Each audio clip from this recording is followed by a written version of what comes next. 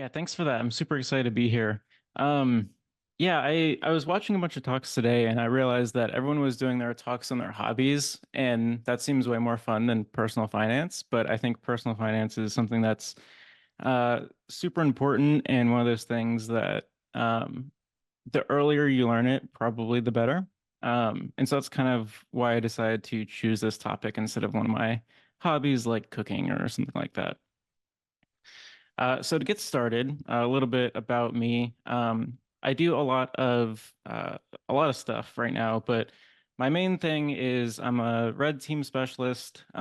It's an interesting title. I would say I get to do red team things less often, and it's more security engineering, but kind of more on the offensive side. So basically, something gets built, and I come in and say, "Hey, an attacker could do X, Y, or Z," and then I go and basically prove out those kind of attack paths. So less red teamy, more pen testy security engineering. My main focus is Linux and or infrastructure exploitation, and then mostly like offensive architecture and advisement type work. You can find all my socials at grahamhelton.com/links. I also have a blog there where I spend a lot of time going into pretty technical deep dives of random topics. I find that I learn best when I kind of write out all my notes, and then once I have everything written out, why not just go ahead and publish those so everyone else can read those. Um, some of the things that I like that I also probably could have given the second half of this talk on coffee, cooking in cast iron skillets, which is I could probably give a 20-hour presentation on all the fun tips and tricks I have on cooking cast iron. Tetris, cats, Linux. I actually have a cat that is named after the Etsy directory on a Linux system. Dislikes Windows, and one of the random things I dislike is the car industry. But that's a topic for another time. So, why this talk? There's a few things. One, so this is split up into two different talks, the pen testing side and then the personal finance side. But why the pen testing side? One, so I can show you cat pictures. But two is I didn't really know where to begin when I first started, and honestly, I kind of still don't. And that's kind of what I'm going to get at here in this talk is it's okay to not really know what you're doing as long as you can kind of figure it out. With that being said, I do have the Slack up. I will try to monitor it the best I can. So if there are questions, feel free to post them in there. I do have some time at the end of this for Q&A. If I do end up going over, which I probably will, or go ahead and just feel free to DM me on any of those social media platforms that I linked in the previous slide. But basically, this talk is just kind of a collection of things that I wish I did, and then things that I did do that I would definitely do again if I had to go back and do it all over. So there's a bunch of things that kind of caught me off guard when I first kind of started in pen testing, or really just security in general. And the biggest thing is you just have to be comfortable with learning the basics over and over and over and over and over. Not only because you have to learn the basics of how to, um, do your actual job in pen testing, but you have to learn the basics of Windows, and then you have to learn the basics of Linux, and then you have to learn the basics of um, networking, and then you have to learn the basics of cloud. And then, it seems like every couple months there's a new thing that comes out that you kind of have to at least understand the fundamentals of. And a lot of this comes basically like as you're doing the job, you say like, oh, I'm working this pen test, and all of a sudden I have to connect to this network using this VPN appliance I've never used before. Um, I have no idea how to connect to it, so now I need to go learn how to do that. Um, there's also a lot of acronyms that are thrown around that, you probably won't understand. There's acronyms within acronyms, and it gets really confusing. So definitely don't be afraid to just, ask, especially if it's like a very niche internal thing that, people are throwing around just assuming you know what it means.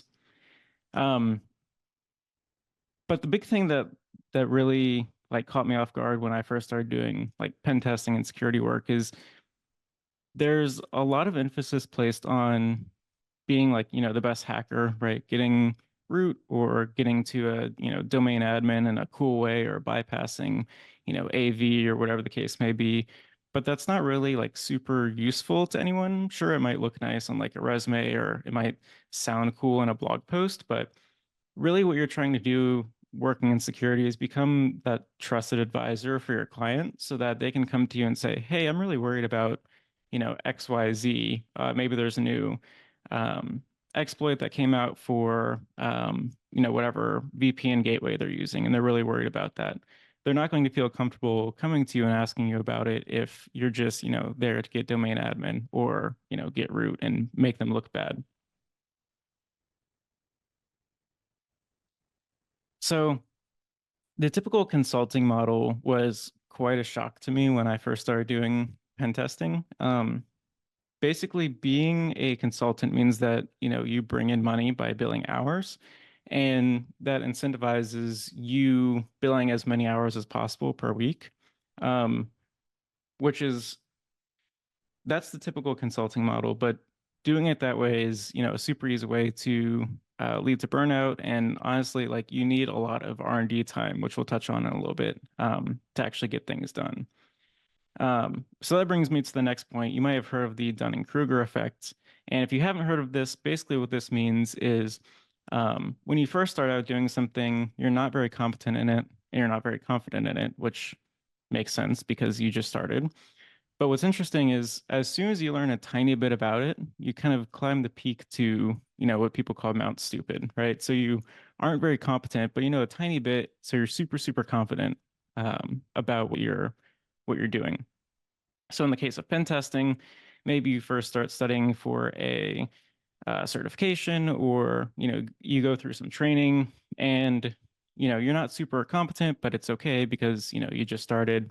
You're not super confident, but again, you just started, so it's to be expected. But I found that at least for me, what happens is you start out your first job, maybe you have some certifications. Maybe you have all the certifications to kind of back up that hey, you can do pen testing, and you think like, all right, this is my first pen testing job. I have to do a really good job. Like I need to get domain admin immediately. I need to root everything. I need to like prove that I'm worthy of this job I just got. Um, and then you get on the pen test day one and you don't actually get anything done because you can't figure out, how to connect to the environment. Maybe there's a VPN you have to connect to, and people just assume that you would know how to connect to the environment given, this VPN information. But, that wasn't taught in any of the certifications that you went after. And so now you lost basically a whole day because you can't connect to the environment. So day two happens, you accidentally, or you actually get to the environment, and then you realize that you can't just run, interpreter payload and type git system and get, an admin account in a fully patched Windows 10 um, operating system. And so now, like everything that you know is kind of out the window, and you have to kind of start from scratch, right? So day three, you are still at the bottom of the valley, but then day four, you kind of start climbing out and you start understanding the system. And as you keep going throughout the days, you are like slowly getting more and more competent, right? And then you've reached like halfway on day 10, and then the engagement ends. And that's it. That's you don't get any more time. You can do retesting later on, but there's not really anything else that you can do in the environment because the client only paid for 10 days of testing. And oh, by the way, you're probably late on the report because you haven't been reporting as you go. And then there's a new challenger approaches. And who is this new foe? Oh, it's a totally new client with a totally new tech stack that you are now going to have to pen test tomorrow. And now you're straight back to Mount Stupid. Um, what's interesting about this is every time you pen test a new environment, it's even if they're running Windows, they're running all the same technology. Each environment is totally different. And I would say that whenever you're doing like a pen test, you maybe retain maybe 5% of what you learned from the previous pen test that you can reuse on the next one. And we'll get to this in a little bit, but documenting things as you go is kind of a way to combat this, but it's really just like you basically just have to learn over and over and over, and you have to be comfortable with constantly, falling off the cliff and landing into the, valley of despair. So, like I said, the learning is kind of endless, which is a good thing and a bad thing. If you like learning, then it's great. If you just want to be in a role where you learn something and now you're the expert in that, and you will always be the expert in that, pen testing might not be the best place to go because it's constant like learning new things, keeping up to date with the latest technology, all that fun stuff. Taking good notes can help with this, especially if you take notes of the commands that you're running. If you're, running in an AWS pen test and 6 months go by and you are now doing another AWS pen test, it's going to be really, really helpful if you have, notes where you can go back and look at all the commands that you ran and, copy and paste them. It'll save you from having to look up every time what you're doing. The next thing is learn how to automate the repetitive tasks. This is one of the things that I wish I had spent more time in. Learning how to automate and creating tools to basically save you, even if it's just 5 minutes, a week, is super, super helpful in the long run. This was pretty prevalent when I was doing a cloud pen test one time, and I needed to write a tool that would basically run a bunch of commands for a bunch of different, basically AWS accounts. So being able to write a tool that would, go through and iterate and run that command on every environment, saved me probably dozens of hours throughout the course of that engagement. The next is, kind of aim to be a generalist. Sometimes the specialists get the spotlight, right? It's super cool if, someone is, an expert in bypassing, AV or writing exploits, wherever the case may be. But it's really hard to provide value if you don't have, a general sense of, a bunch of different security topics. That being said, if you have a team of specialists, then, that can be super, super powerful, but it's difficult to provide value to a customer if you're only good at bypassing AV or you're only good at writing exploits. And the next thing is, learn as much as you can about as many topics as you can, and then go deeper on the things that are necessary for your job. This is kind of what I've been doing with Kubernetes because, it's one of those things that's notoriously difficult, but, I've identified it as something that would definitely be worth my time to go deeper into than just kind of understanding what it is. And the next is kind of turn left to go right. So the weird thing that happens when you learn a bunch of different security topics is you will learn basically something about cryptography, and then all of a sudden that pops up in like a web app pen test, and that little bit of like cryptography that you learned is super, super useful for, something totally different that you're doing. The next thing is become an expert in the tools that you use. Your tools are how you interact with, a system. And if you're working with these tools all day, it's going to be a pain if you can't, split your terminal and you need to, or you need to look up the SSH commands every time they need to run them, or you don't really understand what they do, but whenever you copy and paste them, they normally work. So it's probably fine. If you actually understand what's going on when you run or, set up like an SSH tunnel, you're going to be able to troubleshoot that way better once your, SSH tunnel inevitably breaks. The next is aim to kind of deeply understand whatever technology you're working with. So say you're working with, something like Active Directory or Linux servers, creating a home lab, super, super important for that. Next, this is kind of the big thing about note taking is creating a methodology where you basically go through and say, okay, I have a Windows pen test coming up. Here's, everything that I'm going to do on day one. And having that kind of listed out, A, so you don't forget anything, But B, it just saves you a ton of time and you'll be able to get to more things quickly. And whenever you do find something super interesting, you'll have more time to pursue it. The next thing is, fight for any R&D time that you can get. A lot of pen testing is kind of based on open source tools and techniques that have only been found because pen testers were given R&D time. If you don't get R&D time and you're billing, 40 hours a week, I would definitely encourage you to look for a place where you are given that time to have some non-billable hours.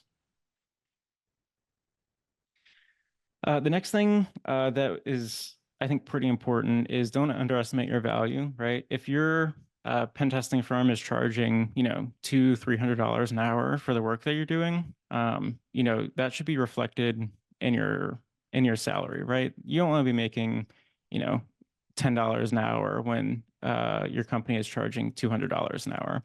I think things are definitely getting a lot better, but I think that's something that everyone should keep in mind.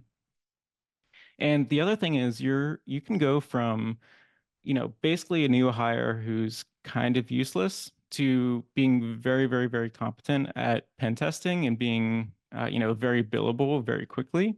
And so if you start out and you get, your first job doing pen testing and you very quickly become like an expert in whatever service that you're offering, your salary should reflect your competence, right? The next is I always encourage people to be a high paperwork employee. And what I mean by this is there are lots of benefits to working at companies that aren't necessarily just like salary, right? So if you're working at a company and they say, hey, we have an unlimited training budget, you just have to fill out this form and get approved by your boss, but it's unlimited, take advantage of that. Basically, if if that is part of your total compensation, then you should definitely take as advantage of that whenever you have time or need to learn something new. The next thing is learn quickly. Scale plus complexity makes things really, really hard. When you're doing a certification or something like that, you might be limited to, it might give you the IP address of the machine you're attacking. What happens when you're working on a pen test and they give you a subnet that's a, /16, and now you have, thousands and thousands of systems that you're responsible for, doing a pen test on, but you're only given a week to do it.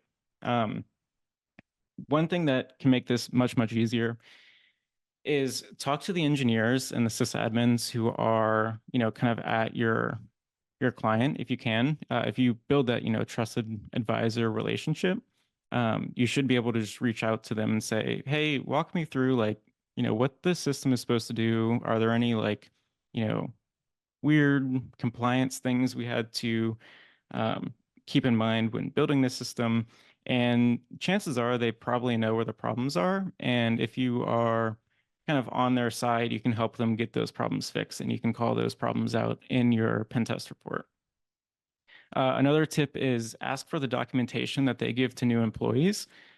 This isn't something I've seen done on the kind of pen testing side because no one really thinks to give the pen tester the, new employee or new software engineer basically like training guide or handbook, right? But that can really help you get up to speed. Threat modeling a system is super, super important. Again, if you have a massive, /16 network, but really only, 15 endpoints are actually important, start with those 15 endpoints. And if you have time later on, then you can go back and, hit all the other things that aren't super important, but prioritize what you're spending your time on. The next thing is basically expense a whiteboard. I got basically just like a, you know, handheld whiteboard that I write things down on. I like to think of your brain as like a computer RAM, right? Every time you turn it off or go to sleep, you lose everything. And writing it down is kind of like the hard drive, right? You can store things for much, much longer, and that gives your brain kind of more RAM to, process other things.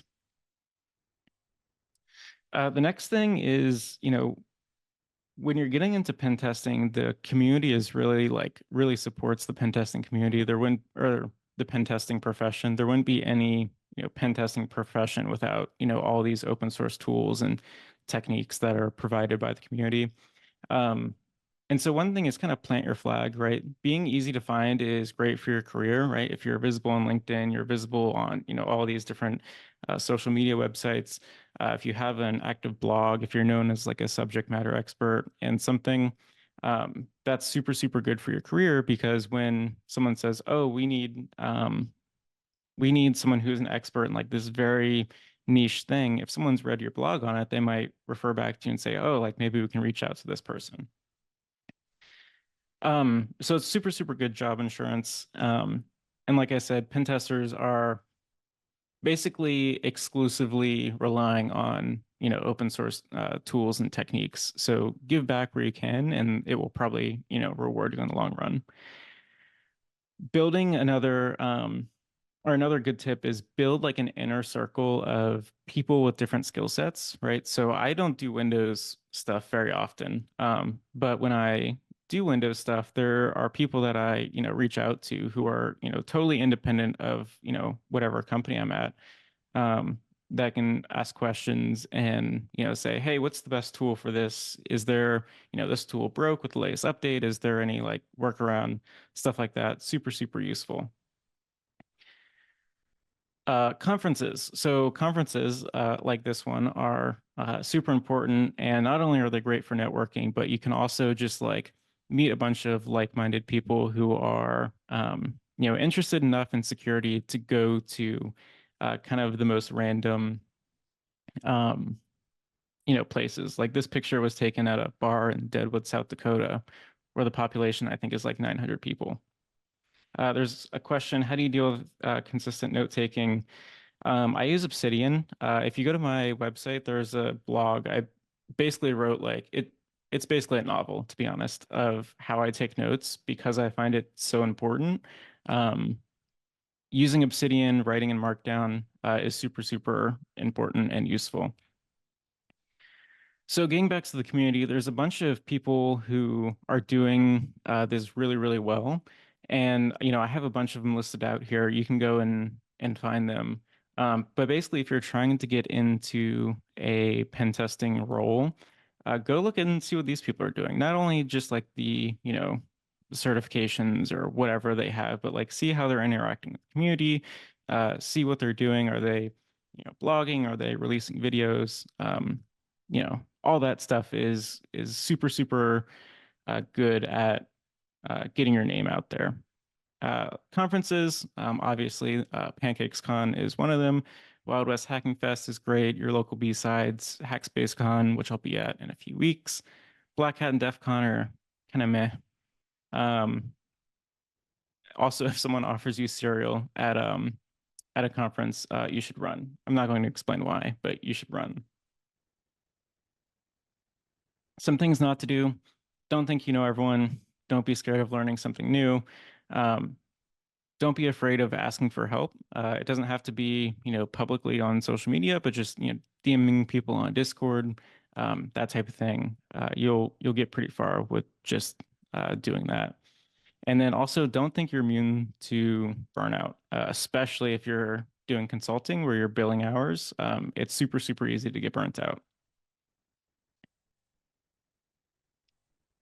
All right, let's see. I'm a little bit behind, but we're going to talk about um, another super important topic, arguably more important, the personal finance side of things.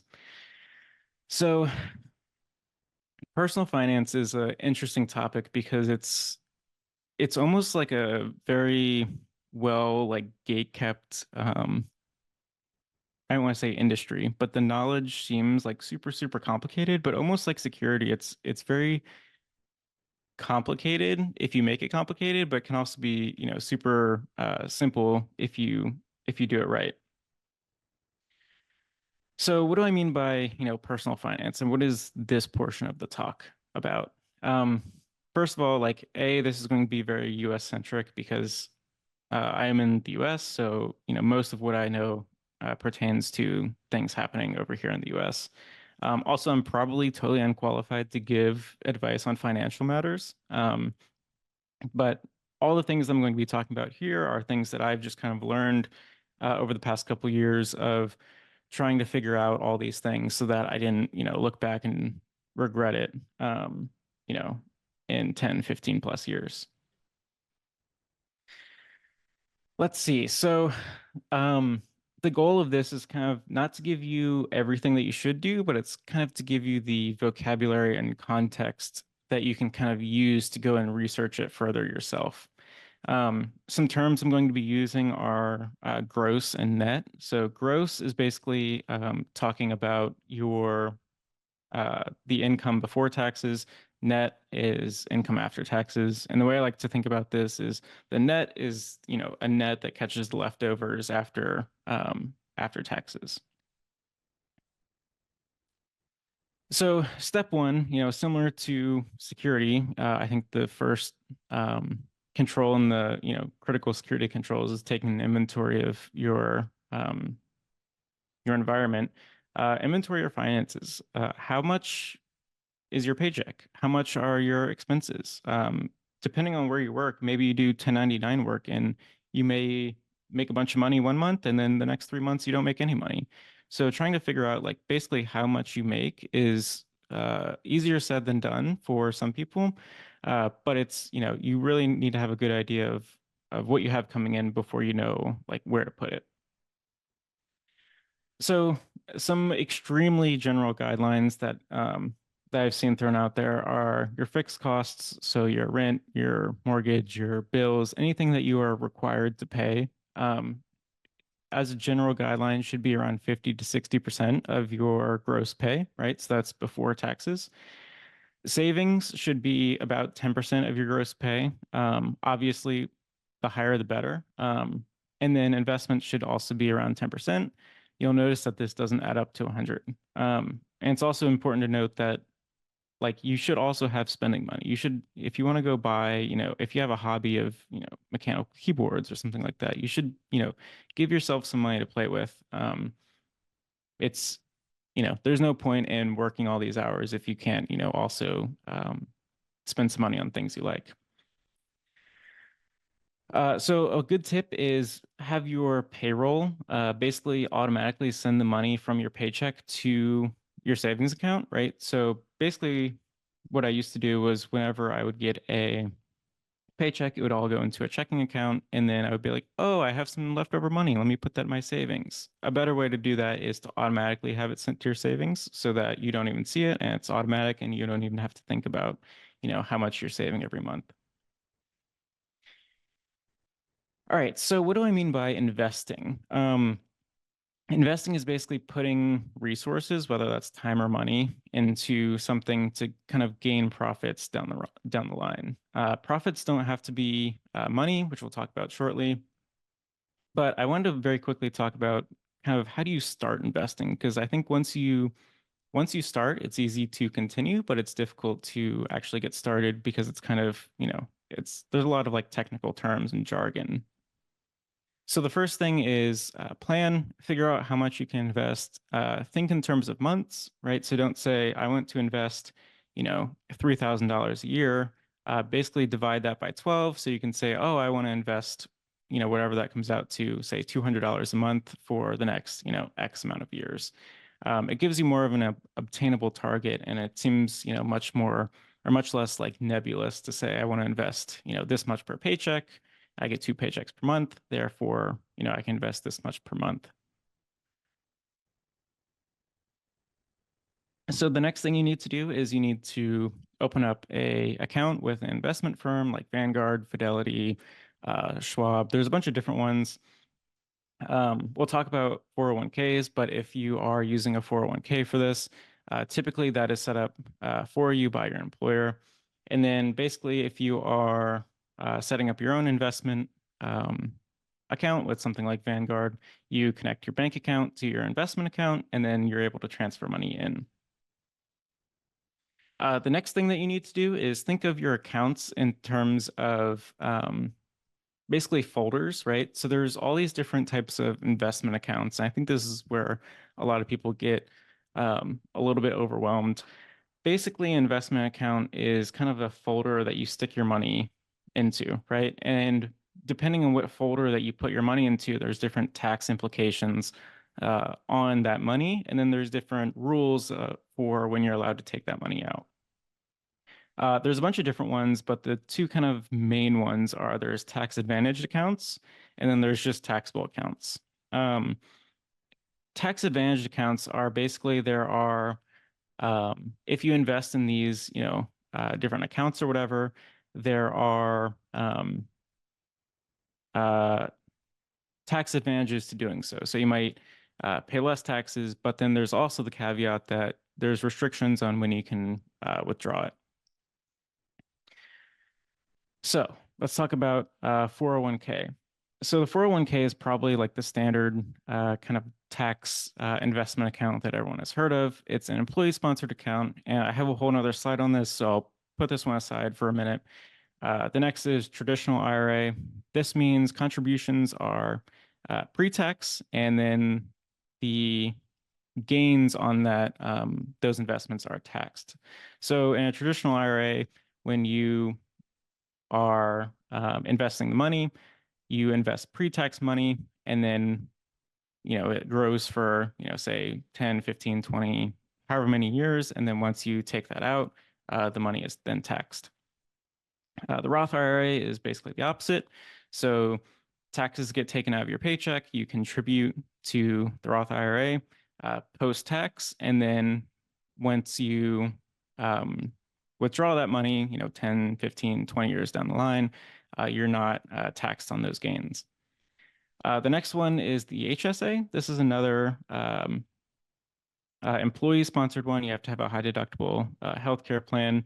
But basically, this is pre-tax money that you can put into an investment account and invest in different funds, which we'll talk about in a second.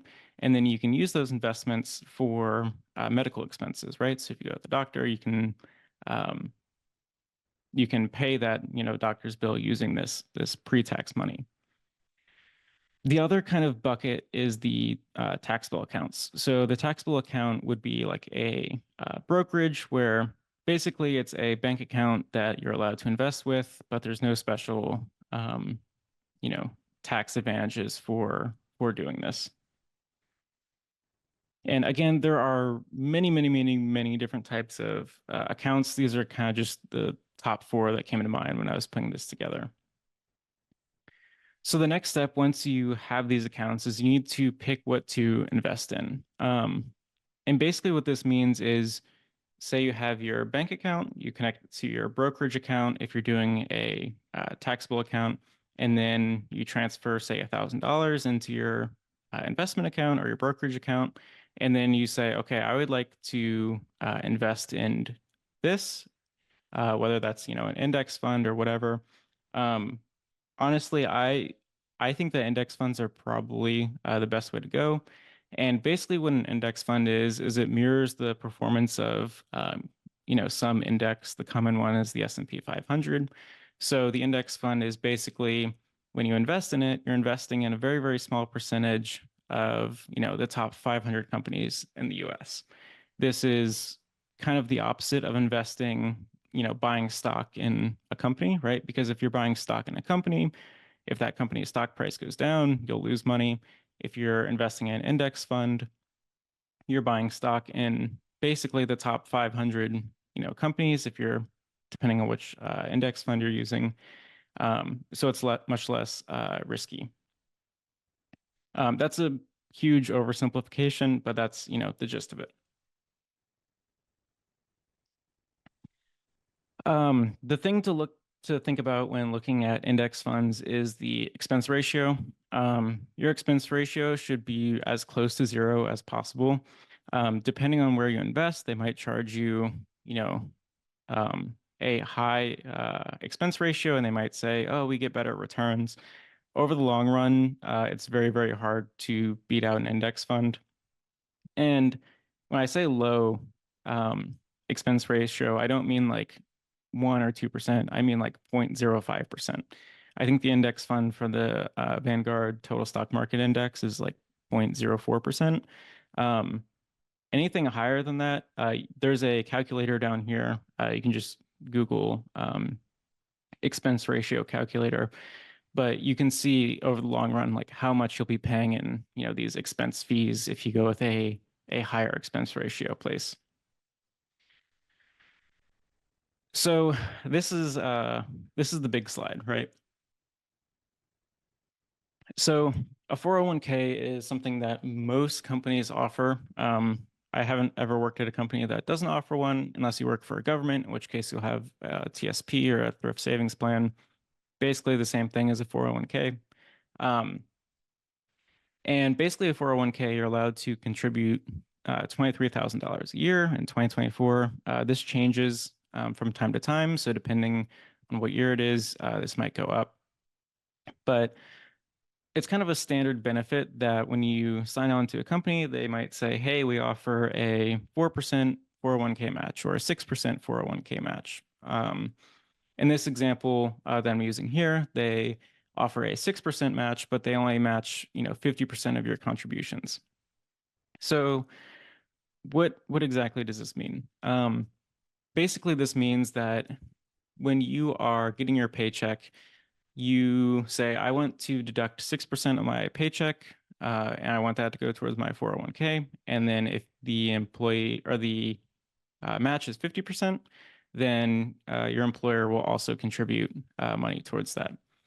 So for this example, we're just assuming like a salary of $50,000. You decide, hey, I'm going to max out the employee match or the employer match of 6%. And that means that they are matching 50% of the 6% of your paycheck that you put in. It's a lot of percentages. I hope that makes sense. So let's see. Basically, if we're assuming, the numbers of $50,000, you're basically contributing $3,000 a year. Your employer is contributing half that, so $1,500 a year. So that ends up to a grand total of $4,500 a year that you are investing into your 401k account. Some tips I have for a 401k is, say you get a 5% raise. The first thing I would do is just go in and kind of change your percentage, right? Up your 401k investment by, 1 or 2%. That way you'll still feel like you got raised, but you'll also be investing a lot more. And as we'll see in a minute, that few percent can make a huge difference. The next thing I've heard is increase your 401k contributions by 1% per year, right? Because obviously the more that you're investing, the more that you'll have during your retirement years. The other thing is don't touch your 401k. It's for later. Specifically right now, you can start withdrawing it when you're 59 and a half years old. So very quickly going through this, compound interest is basically the interest that you earn also earns interest, right? So if we're using that example from the previous slide, you're investing $4,500 a year, right? So 3,000 of that is from your own investment, and your employer is contributing 1,500. Broken down by month, that's $375 a month for 10 years. If you leave that in, right? So this is a calculator that you can find. You can scan this QR code if you trust me, or you can just Google compound interest calculator. If you plug in these numbers, right, 10 years, assume an 8% rate of return, which is kind of the average after inflation for the S&P 500, which is what index funds track. And you're basically contributing $375 a month. After 10 years, you will have contributed a total of $45,000, but you'll have earned $20,000 in interest, which is, pretty good. But what's crazy is the time that you invest is way more important, right? So if the only thing that we change on this is we, change the years that we're investing from 10 years to 45 years, that number changes dramatically, right? So originally, we had invested $45,000, and we had earned $20,000 in interest, which is, pretty good.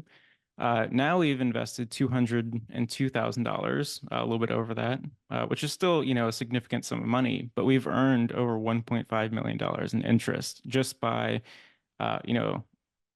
investing $375 per month.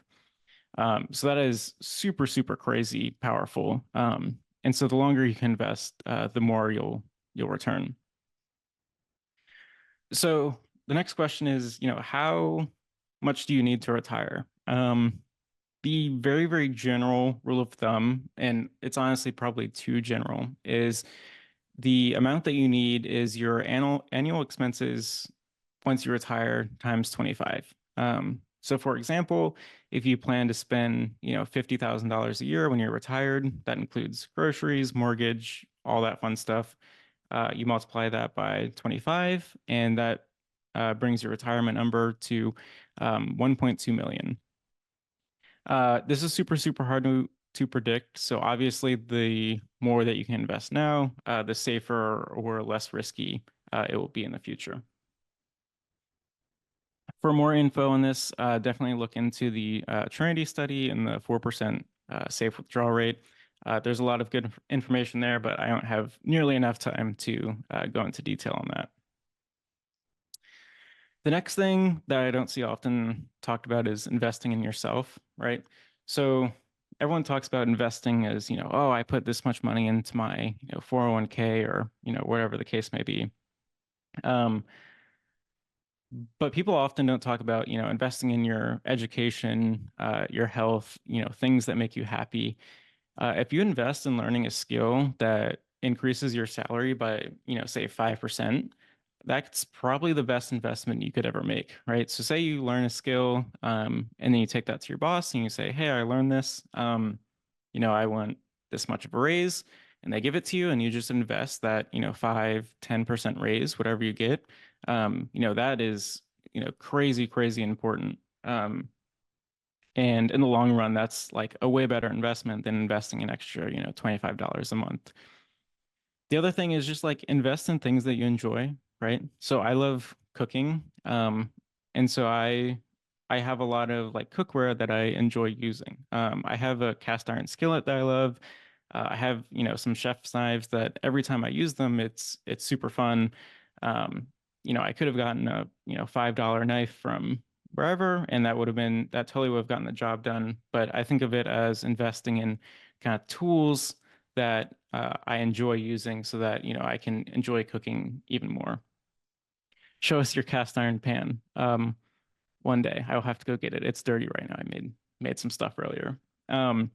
If you love something like painting, investing in brushes, that you like using, instead of using, super cheap brushes that make you frustrated, that will make your days, so much better.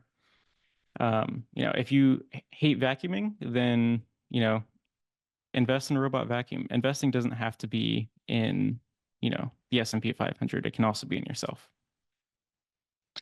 These are some resources. I'll go ahead and share the slides so you can kind of explore these yourself. But if there's any questions, I don't know if we have too much time, but feel free to post them in the Slack or just DM me or whatever the case may be. I'm happy to answer them.